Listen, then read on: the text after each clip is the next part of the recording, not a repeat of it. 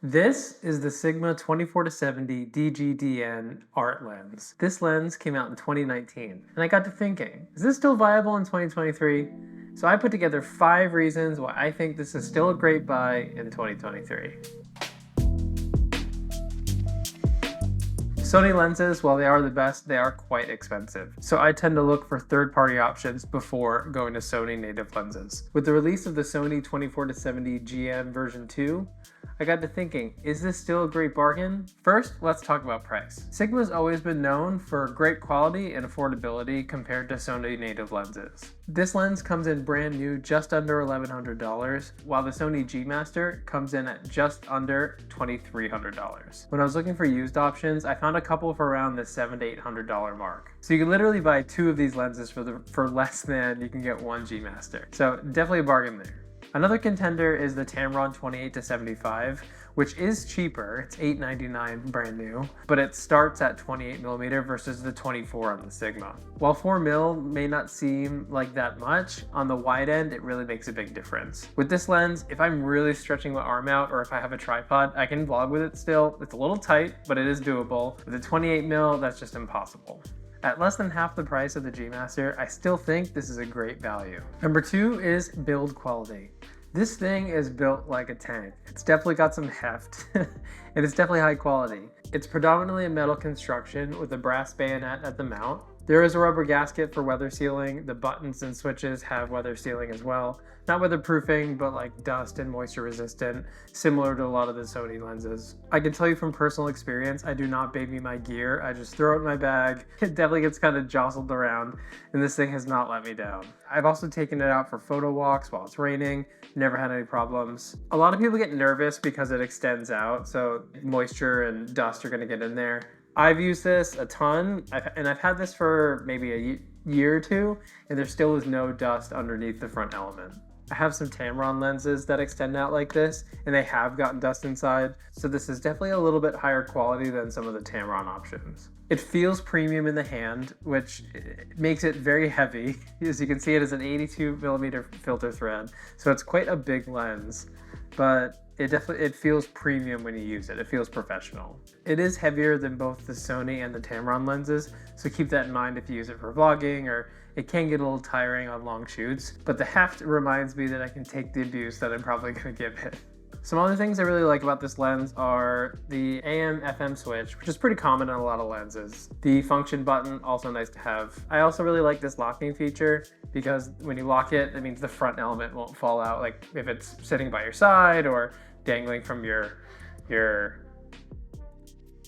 backpack. What's also nice about it is even if it's locked, if you extend it out, it will extend, so you won't get kind of locked in that position. And I think that's a nice kind of quality of life feature. Number 3 is image quality. I really like the images and video I get out of this lens. They're really high quality, really sharp, really low chromatic aberration. But even when I'm shooting in really high contrast situations, I don't get any chromatic aberration. I have some other cheaper lenses. Even the Sony Nifty 50, the kind of like really cheap 50 1.8, gets really bad chromatic aberration when shooting, let's say, trees against a bright sky. This, I have not experienced that. I was actually going through some photos trying to look for it, but I wasn't able to find any. Chromatic aberration is one of those things that can be really a deal breaker for me when it comes to lenses.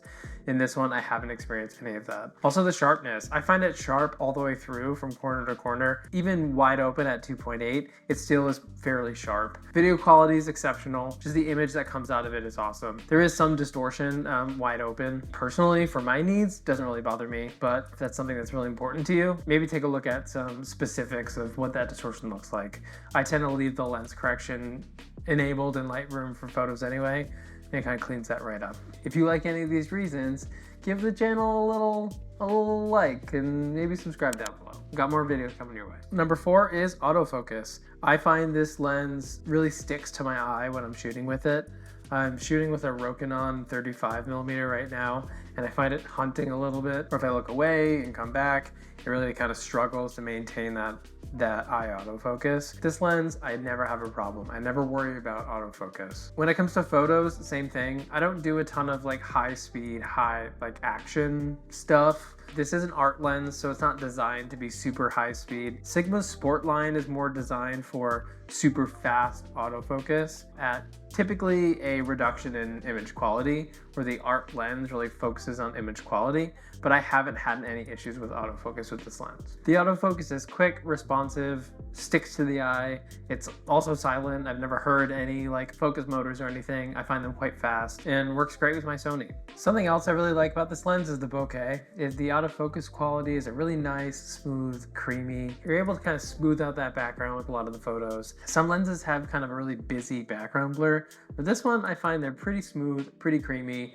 really enjoyable. The Sony G Master is definitely faster when it comes to autofocus, but this lens is not a slouch by any means. It's not very far behind. Third-party lenses are never going to be as fast as Sony native glass, but I've had great results with this. A lot of times I'll take this to do some street photography, and I'm never worried about missing a shot. I rarely miss shots. I don't count or have like a shot ratio or anything like that. When I bring the photos back into Lightroom and I'm shooting people on the street, rarely is there a capture where I'm like, oh, this would have been great, but it's slightly out of focus. I don't really struggle with that with this lens. Similarly, with the video, I don't struggle with missing the shot or anything like that as well. Another thing I really like about this lens is the close focusing distance is really close. I think it's only about like 7 or so inches, but basically I can get really close up to my subjects, which sometimes I like to do if I'm taking photos of my plants or something like that. I'll get right up in there and I can focus really closely with this lens, which is great. It's not like a macro lens by any means, but I do like to get up close and personal with my subjects sometimes. I've never really struggled with it in low light either. Some other lenses I have in low light situations, they really struggle to capture focus. I haven't really run into that with this.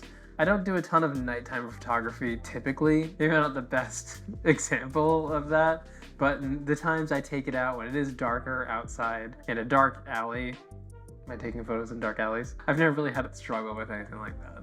The last reason is versatility. 24-70 is something that any photographer or videographer should have in their kit. It's super versatile and just has a great range. I don't know why I'm talking like this with my lens.